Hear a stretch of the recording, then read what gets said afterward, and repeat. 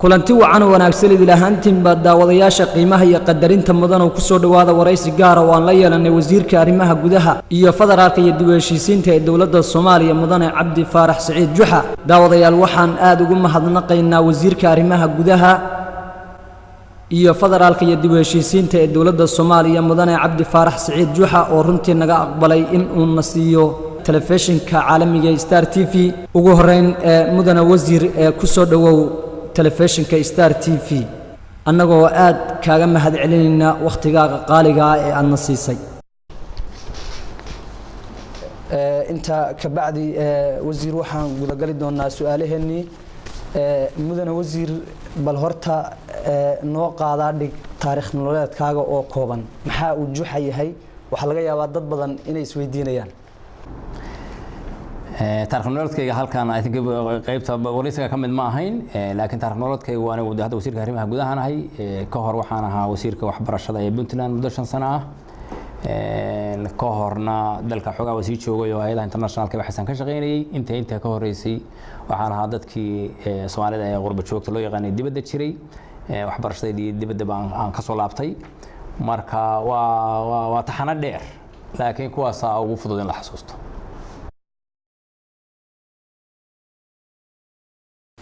wasiir Cabdi Faarax Saciid Juxa hadda waxa tahay wasiirka arrimaha gudaha. bal intaad hadda wasaaradda aad joogtay maxaa idin qabsoomay wasaaraddiina? ma halkii hore aad ugu timid bay taagan tahay hawshu mise maxaad samayseen oo bal horumarina? wallahi wasaaradda arrimaha gudaha iyo federaalka dib u heshiisiintu waxay ka mid tahay wasaaradaha dalka. tallaabada la qaadaba kulli waa tallaabo wax ku daraysa waa iska geedi socodka anagu intaanu joognay dad waxaan waa qabanay wax badanna waa dhiman yihiin. meelaha aanu xooga saaray waxaa ka mid ah arrimaha dib u heshiisiinta, arrimaha maamul goboleedyada iyo doorashooyinkoodii, arrimaha qaxootiga, mawduucyada waaweyn oo aan wajahnay kuwaas ka mid ah. waxaa intaa ku dhex jirta waxyaalaha loo yaqaan shaqo maalmeedka oo shaqada wasaaradda oo aan loo baahnayn in 1 2 3 maanta loo taxo. laakiin arrimaha ugu waaweyn oo aan qabanay oo arrimaha dib u heshiisiinta la xiriira. dib u heshiisiinta markaan ka hadlayno waxaan qabanay shirweyne qaran oo dib u heshiisiineed oo bishii June lagu qabtay magaalada Muqdisho oo markii ugu horeysay looga hadlayay muxuu yahay khilaafka Soomaalidu. waan gartay mudane wasiir su'aashaas way qoran tahay haygo hor dhicin. waxaad sheegtay inaad waxyaabo badan wasaaradda aad ku soo kordhiseen. bal waayadan dambe waxay wasaaraddu ku hawlaneyd shirar dib u heshiisiina. shirarka dib u heshiisiinta ayaa loo qabanayay. bal arrintaana sharaxaad naga sii. arrinta dib u heshiisiintu Soomaalida waxaa la ogsoon yahay inay tahay Soomaalida kala yaacsan oo kala baahsan oo aan wali si dhaba u heshiin oo siyaasadii waxyaabadan isku khilaafsan. marka maadaama ay ka mid tahay shaqada wasaaradana magaceeda ay ku dheehan tahay, muhiimadda koowaad ayay ahayd in shir dib u heshiisiin la qabto. shir weyn baa la qabtay waana 10 sano gudahood kii koowaad buu ahaa. I think waxaa ku horeeyay mid loo qabtay 2007. shirkan waxaa la isaga yeeray dhammaan dadka qaybihiisa kala guddisan iyo dawlad goboleedyadaba waa ka soo wada qayb galeen. ilaa 200 xoogaa qof dad ah la soo keenay magaalada Muqdisho. waxaa looga hadlayay runtii muxuu yahay khilaafka Soomaalidu, muxuu salka ku hayaa, maxaa la isku hayaa. dhinac walba ayaa laga eegayay. waxaa la eegayay waxa uu ku salaysan yahay ma siyaasadba, ma khayraadba, ma qabba, ma qabiilba, أساسكوس yahay. هلا waxa ka bacdi waxa laga hadlayay maxaa xal ah si loo wajihi karaa oo qaabkee loo wajihi karaa. waxa kale oo laga hadlayay sidee loo kala horeysiin karaa dhibaatooyinka waaweyn oo uu leeyahay. xagee baan sugi karan oo maanta colaad dhabihi ay ka socotaa oo dhiig joojin u baahan. mawduucaas ayaa looga hadlayay dad kala gedisan oo khubaro ah ayaa isugu yimi. waraaqo kala gedisan baa laga soo jeediyay, dood fiican baa laga sameeyay. waxaana laga soo saaray qoraallo muhiim ah ayaa laga soo saaray. documentary baa laga sameeyay, film baa laga sameeyay. waxaas oo dhan lagu qabtay. dooda ka bacdina waxaa la soo saaray waxa la isku hayay oo dhan si looga bixi lahaa. hawsha waxaan rabnaa waa hawl sii soconaysa in loo bedelo hadhow qaab farsamo oo ah sida loo geliyo arrinta dib u heshiisiinta framework lagu wada shaqeyn karo in loo galo oo dhinac walba laga galo marka dib baan rabnaa waa la soo bandhigay wixii soo baxay dib baan rabnaa inaan maamul goboleedyadii ugu celino dib baan rabnaa in haddana shirweyne kale oo lagu ansixiyo loo sameeyo marka waxyaalo badan oo kala gedisan baa ka soo baxay oo waxay ahayd muddo dheer markii koowaad oo dhinacyo kala gedisan oo dhaba xaqaa'iqa dowladda laga eegayay waana arrin aan rabno inaanu sii wadno haddii alla idmo waan gartay mudan wasiir aad baad mahadsan tahay wasiir waxaan ognahay Soomaaliya waxay qaadatay nidaamka federalismka ummadda Soomaaliyeedna uma cadda nooca federaal ee ay qaadatay ama ma fahansano marka adigu waxa tahay wasiirkii dawladda federaalka nidaamka federaalka ee Soomaaliya ay qaadatay dadka Soomaaliyeed ma u sharxi kartaa nooca horta nidaamka federaalka in la qaataa kuma iman jacayl baahi baa keentay waqtiga keenay waa laga fursan waay Soomaaliya dawlad bay ahayd dawlad dhexe ahayd way burburtay iyada isburburisay dadkii la haba burburiyay waa lagu kala dareen nin walba deegaankiisa waa muddo haddii la kala yaacsanaana waxa la yiri waxa la amaamado kulamadii ugu horeeyay oo dawladnimada loogu hadlayana waxay ahayd fikir ka soo baxay bay ahayd oo sidee la isugu iman karaa bay ahayd su'aashu waxa kaliya oo la isugu keeni karo oo dadka kala tagay oo deegaamada kala aaday oo niyad xumadu dhex martay oo kala irdhoobay sidee wuxuu wadaagi karaan bay ahayd waxay noqotay wadada ugu dhow marka in la helo nidaam federaali ah oo dadku wax wadaagaan oo wax kala leeyihiin oo ay saaq wada shaqeeyaan dawladnimada lagu dhiso taas ayaa dastuurka lagu qoray laga soo bilaabo 2004 nidaamkii dawladda Imbagaati ka soo baxday taa ayaa markii dambe lagu ansixiyay taa ay ku sameysmeen dawlad goboleedyadu taa ayaa sharciga dalka hadda ah waa arrin aan dhamaystirnayn wali oo si dhab ah aan u dhaqan gelin oo aan si faham kama damaysa laga yeelan oo dastuurkeena qabi ah maamul goboleedyada ruuxooda cusub maamul ahaan bay u jiraan badankood iyo wali aan dhaqan gelin oo aan taaba gelin waa dood soconna doonta maxay noqon doontaa awoodda dawladda dhexe oo kama damaysta maxay noqon doontaa awoodda dawlad goboleedyada ee kama damaysta maxay ka wada shaqeyn doonaan sidee u wadaagi doonaan waxyaalaha ay tahay inay wadaagaan ee muhiimka ah ay ka mid tahay awoodda ay ka mid tahay khayraadka ay ka mid tahay adeegyada bulshada waa hawl socota marka magac inaad u bixisid oo tiraadid nooca federaalka oo aan qaadanay waa kaas muhiim ah magacu isaga isbixinaya waxa muhiim ah in nidaamkaasi uu yahay hadda nidaamka Soomaalidu ay qaadatay oo yahay nidaam wali koraya oo taayirka rogaya oo aan wali kama damays aan caga dhigan walina si buuxda aan looga wada heshiin oo aan maaragtay aan loo wada dhaqan gelin noqon doonta dood aynu ku dul shaqeyno marka qaabkaas weeye qaabka uu maaragtay oo ku saleysan yahay horta nidaamkeena federaalka ahi waana fikir aan u baahanahay in aynu midayno inagu nidaam dawlad dhaxana waynu lahayn oo hadii waa yaragnimadeeda waareen waana ina ka burburtay nidaam waana kala tagnay nidaam kan federaalka ana dhaqan uma lihin waa yaragnimana uma lihin marka in aan kaas waafajino xaqaa'iqa dhabta ah oo jira oo aan dawladnimadina ku dul dhisno oo dawladnimada aynu leenahay oo aynu wadaagayno aynu ku xoojino adeegana dadka u dhaweyno iyo talada muhiimadda bahalkii nidaamka federaalka waxa weeye dadku inay talada wax ku leeyihiin inay adeegooda bulshada leeyihiin inay amuurahooda gudaha ay taladooda ay gacanta u dhowdahay oo aysan awooddu meel ku ururin laakiin haddana fawdo aysan keenin oo nin walba uusan jeeni u goosan oo aysan jaantaa rogan noqon marka waa halgan aynu wax ku dul baranayno baahiduna ay keentay doodiisana ay socoto marka waan gartay hadda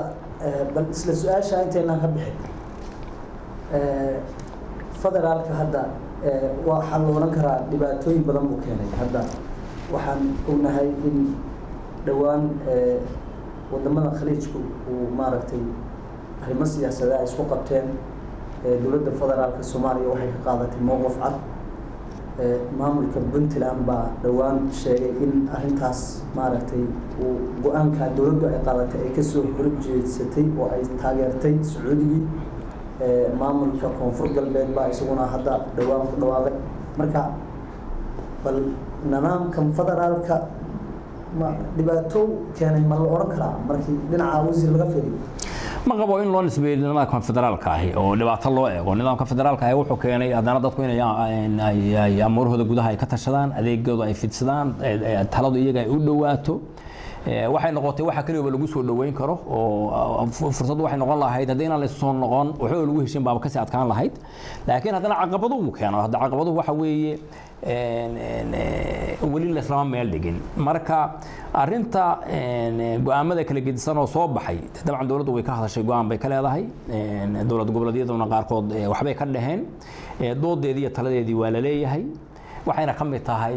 dood wadaagga dawladnimada Soomaalida oo wali ah mid socod barada intaas uun baan qabaa inay tahay waan gartay waa maxay doorka ay ku leedahay wasaaradda arrimaha guduhu inay ka qabato dib u heshiisiinta maxaa doora ay ku leedahay door intee leeg bay ku leedahay baad isleedahay dib u heshiisiinta waa mowduucan ka hadlayna oo door weyn baan ku leenahay waxaan doorkan ku leenahay waxa weeye waa mid fududayneed inaanu fududayno waa inaanu meelaha caqabadaha dhabtahay ka jiraan aanu dabdamiskooda aanu ka qayb galno inaanu dadka isugu keeno inaan dadka ka wacyi gelino laakiin dadku talada iyaga leh dhulkana iyaga leh mustaqbalkana iyaga leh inay bartaana weeye inay aayahooda waxa saameynta ku keenaya ay go'aankeeda iyo taladeeda iyagu wadaagaan marka doorkan ku leenahay waxa weeye anagu inaanu aanu fududayno qaabkii iyo taladii iyo sidii doodan iyo dalkan loo wada dhisi lahaa laakiin khilaafku hadda waa noocyo badan yahay Soomaalidu isku haysaa moogtahay oo mid waxa weeye mid qabiil baa jira mid deegaan baa jira mid laba isteed u dhaxaya jira mid isdeed xisaab jira dabacadiisu waa kala gedisan yihiin marka isla su'aasha waxa dhaca dagaal beeleedyada gobollo badan oo Soomaaliya ka mid ah dad badan baa dhiigooda ku daatay oo maaragtay arinta ninku ka wasaaradan maxaad ka qabateen khilaafka ugu weyn oo Soomaalidu ma aha mid ka dagaal beeleedyada runtii aanu sidaan qabo Soomaalidu intay jirtaba beel ahaan waa isku dagaalami jirtay ama waxa uu kala gaari jireen oo biyaha ku dagaalami jireen oo geelay ku dagaalami jireen oo waxyaalo yar yar oo gudahooda ay samaysan jireen laakiin haddana waxay u lahaayeen wax lisan jireen geedka hoostiisa tagi jireen xeer bay u lahaayeen dhaqan bay u lahaayeen waligood waa ku noolaayeen waxna uma burburi jireen khilaafka Soomaalidu ma aha kaas waa jira kaas ruuxiisu laakiin ma aha midka Soomaalidu u dhimanaysa kaama ka wali halkiisi haddaan wax kale ku hoos jirin Soomaalidu waxa leen taqaana khilaafka Soomaalidu ka waa ka qoto dheer waa magaalaysan yahay waa siyaasadaysan yahay waa khayraadaysan yahay ya waxba ku hoos jira ka weeye midka Soomaalidu aysan dhaqan kana u lahayn siyaasadeed iyo qaabka ay la tacaamusho waana midka hadda maaragtay oo ku salaysan yahay haddaad u fiirsatid khilaafka hadda xulihiisa meelaha active-ka hadda fiirsidna meelaha ay ka taagan tahay khilaafaadka nool oo dabka uu ka jirana waxa ka hoose kaliya kuma salaysna ama laba isteed baa isku hayo waxay isku hayaan waxay xuduud ugu yeeraan ama awood bay isku yeeraan ama khayraad bay ugu yeeraan ama waa dawladii dhexe iyo dawlad goboleedyadii oo waxay ay ka wada hadlayaan waa awoodii iyo khayraadkii iyo sidii wax u wadaagi lahaayeen ama waxa la isku hayaa beero iyo dhul iyo waxba la isku hayaa ama waxa la isku hayaa waa dastuurkii iyo qaabka nidaamka uu noqon doono khilaafka Soomaalidu ma aha midkii biyaha iyo geela la iska dhici jiray ka odayaasheena ku filan waana ku filan jireen laakiin midkan siyaasadda iyo awoodda iyo khayraadka maamul goboleedyada Soomaaliya hadda ka jira waxa qaarkood ragaadiyay khilaafyo badan haba ugu dambeysay hadda kii Hirshabeelle oo runtii adigu aad hadda dhismihiisii ugu dambeeyayba aad qayb weyn ka soo qaadatay marka bal khilaafyada maxaa idinku qorshe ah oo idinka degsan ka wasaarad ahaan oo aad ku xalinaysaan aan ka soo bilaabo midkii ahlu sunnah iyo galmud khilaaf muddo soo jiray buu ahaa dhinac ka siyaasadaysan waxaa la isku hayay anagu isugu jira aanan nimin waa isku daynay inaan wax ka qabano waa isku keenay dhinacyadii waqtigu waa koobnaa dhinacan kalena madaxweynihii markaa talada hayay meesha uu ka tegey ma aysan suurtagoobin wixii la isku hayay oo dhan waqtigii koobnaa in laga heshiiyo markaa ka bacdi kulli madaxweynaha la doortay xaaf baa la doortay gaalka lagu doortay magaalada yiraahdo cadaado lagu doortay wada hadalkiina inuu dib u furmo weeye labada dhinacna hadda ay u diyaar garoobayaan in mawduuca laga wada hadlo waxaan rajaynaynaa in wax ka soo baxaan arrinta maamul goboleedka Hirshabelle iyadana dad iyaga shiray samaystay haddana talada horta arrimahan hal la fahmo way arrimaha maamul goboleedyadu waa talo maamul goboleedyo ay leeyihiin dowladda dhexe ma noqonayso inay wax cid u yeeliso ama ay amar korgeyso way odayeyn kartaa taladii guud ee dalkii waa la wada leeyahay laakiin maamul goboleedyo wax loo baahan yahay mas'uuliyadda qaataan mas'uuliyadda inay qaataan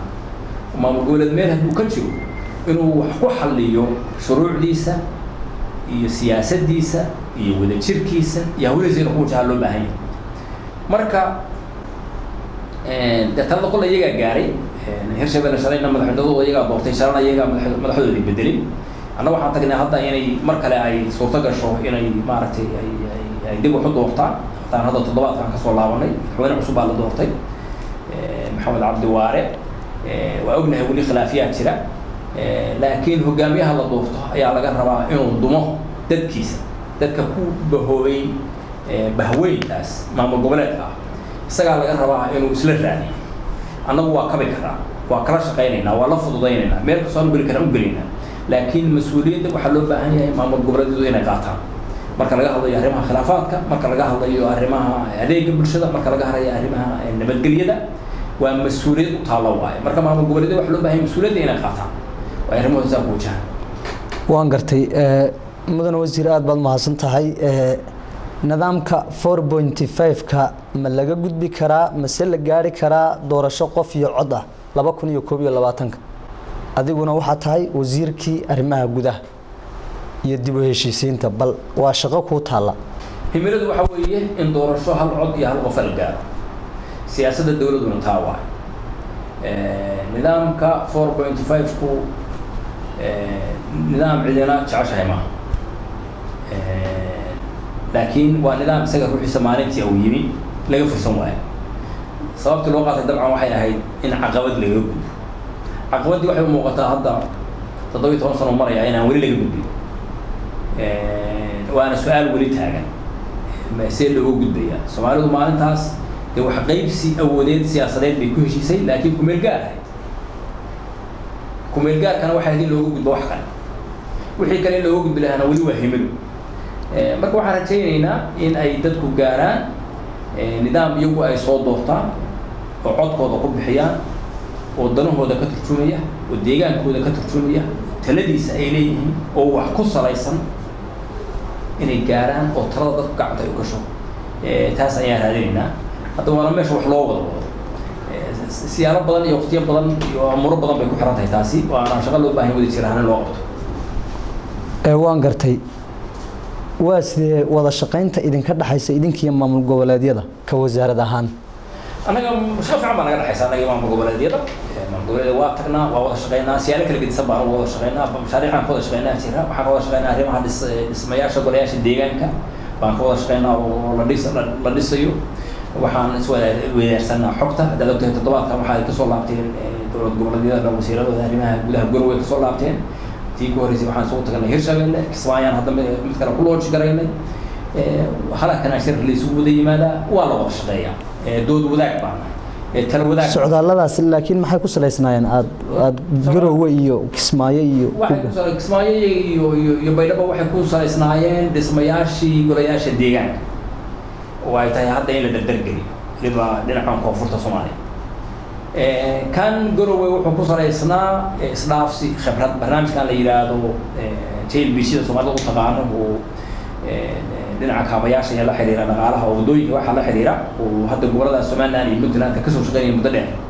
8 sano meelaha ka soo shaqeynaya oo degmooyin badan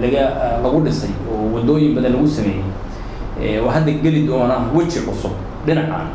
waxay ahayd in laga soo faa'iideysto khibradda waayo aragnimada maxaa u qabsoomay maxaan u qabsoomin maxaa laga faa'iiday maxaa laga bartay marka waxay ahayd iyada ruuxeedu indhaheeda lagu soo arko oo wasiirada arrimaha gudaha ee dhinacaan jooga ay tagaan waa indhahooda kusoo arkaan marka waxay ahayd dadku inay isdhex galaan waxa meel ka qabsoomay meel kale ay aragto wixii ka baran karto ay ka barato wixii ay kala duwan yihiin la ogaado marka si wanaagsan baan wada shaqeynaa anigu gaar ahaan waxaan wada shaqeynaa wasiirada arrimaha gudaha waxaan wada shaqeynaa kuwa ka shaqeeya dib u heshiinta iyo federaalka iyo waxaasaan wada shaqeynaa madaxweynayaashaan wada shaqeynaa oo aan tagnaa marka si wanaagsan ayaan wada shaqeynaa dabcan mar walba issues baa jira dalkaani waa dal ku jira geedi socod dowladnimadiisa hadda la dhisay dowladnimada oo dowlad hadda dhismo ku jirta waa dhismuhu hadduu ku jirana dhinacyo badan baa laga eegayaa dhinacyo badan baa laga arkayaa waa la doodayaa waa la sugu imanayaa laakiin meel baa loo wada socdaa marka waxaan ku qeexi karaa inaan si wacan wada shaqeynay bal adiga ka juxa ahaan maxaa caqabada hadda oo caqabado ku hortaagan oo aad la kulantay maxaad noo sheegi kartaa wala caqabadaha ay gaar ahaan iyo hor istaagan ma jiro caqabadaha dowladnimada Soomaaliya hor istaagan bay hortaagan ama wasiir kasta oo xilkaan haya hor yimaada ay hor imanaya anaad wax barasho ma joogo Puntland ma joogo dabeecadu waa kala gedsan yihiin meesha ka shaqeynaysid iyo waxaad ka shaqeynaysid labaduba waa kala gedsan yihiin waxaana keenaya waa wasaaradda xasaasiya wasaaradda jooga marka la eego dhinaca siyaasadda iyo marka la eego shaqooyinka ay tahay inay qabato iyo marka la eego inay isku hayso danaha dowlad goboleedyada iyo dowladda dhexe waa dhinac saa u adag waa haddana waxay ku dhex taal nidaam dowladeed oo aan jaan qaadin oo aan korin oo aan seelaadkiisii lahayn bay leedahay marka waxaan qabaa caqabadaha jira ama jiri karaa waxay noqon karaan kuwa ku hareeraysan dowladnimada Soomaalida ya dal burburay oo la rabo in la kabkabo oo la rabo in la isu dhiso oo haddana dhismihiisaas aan Soomaaliya oo isku dhinac ka arag oo lagu kala fikir duwan yahay oo haddana la rabo hore in loo socdo waa la rabo in cid walba in la qandiyo hadda waa caqabad adag waaye laakiin waa caqabad ay tahay dalku inuu maro waa caqabad ay tahay in la wada diyaar garoobo Soomaalidu inay kala doorato weeye inay dalka dhisato iyo inaysan dhisan inay wada jirto iyo inay kala tagto mana jirto cid wareegto ku soo saaraysa dalku inuu soo shaqeeyo ama soo si u shaqeeyo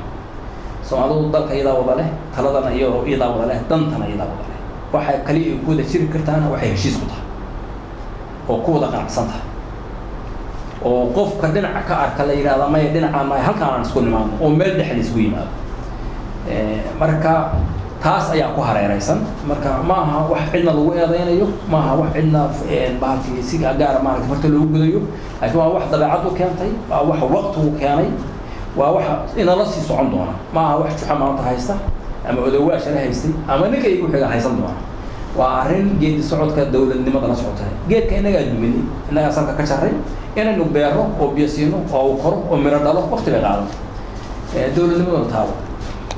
waan gartay ugu dambeyn mudane wasiir maxaa baaqa ama tala ah oo aad jeedin lahayd wallahi waxaan jeedin lahaa Soomaalidu magaca dowladnimada kaliya inaynu sheegana dowladnimada lagu noqon maayo inaynu deefta dowladnimada raadino inoo aan dhisina socon mayso malaha waxaynu ka firayno dowladnimada iyo waxa xaqaaqa dhulka yaalana waa kala fog yihiin marka waxaan oran lahaa marka dowladnimadu waxay marti u tahay oo u taala qof kasta oo Soomaaliya meeshuu joogo isagoo jooga waxa uu ka shaqeynayay oo ka shaqeynay hadda wax barasho ka shaqeynaysid hadda caafimaad ka shaqeynaysid hadda biyo ka shaqeynaysid hadda tuulo joogtid hadda deegaan joogtid waxa aad ka qabatid meesha aad joogtid oo la isku wada daray baa dowladnimadu ku dhalan kartaa marka qof waliba meesha uu joogo inuu xil iska saaro inuu qayb ka yahay waxa uu qabanayaa inay qayb ka tahay waxa weyn oo wada dhisayno marka hadduu qofku haddii qof walba uu mas'uuliyadda is yiraahdo farmaajo iyo khayr iyo juxid ayaa xilkii u dhigteen roobku haddo haddii roobku diin wadaduna waa fogaanaysaa marka aan wada shaqeynaa anoo oran lahaa fikirka iyo kala duwanaanshuhuna wuxuu noqon karaa waxna weyneeyo waxna wiiqana ma noqon karo in la isu dulqaato iyadoo fikirka lagu kala duwan yahay aragtida lagu kala duwan yahay dalka dadka naga dhexeeya qof walba tiisa aysan takale ka qiimo liidan baa dalka lagu wada dhisi karaa marka anigu taas un baan oran lahaa waa sawirkaa weyn waana caqabad weyn dhismaha dowladnimaduna maaha mid maalin dhalanaya waa geedi socod dheer waa safar dheer filitaanka dadka Soomaalida ay ka filayaan haddii aan wax lagu darin uu sii fogaa kara kaliya daawadayaal halkaas aad weli nagala socotaan waa telefishinka caalamiga Star TV oo barnaamijkana wuxuu idinkaga imanayaa xafiiska uu ku leeyahay telefishinka Star TV ee magaalada Muqdisho barnaamijkana waxa idin la soo saaray halkana idinka daadihinayay anigoo Maxamed Cabdi Cismaan Faradheere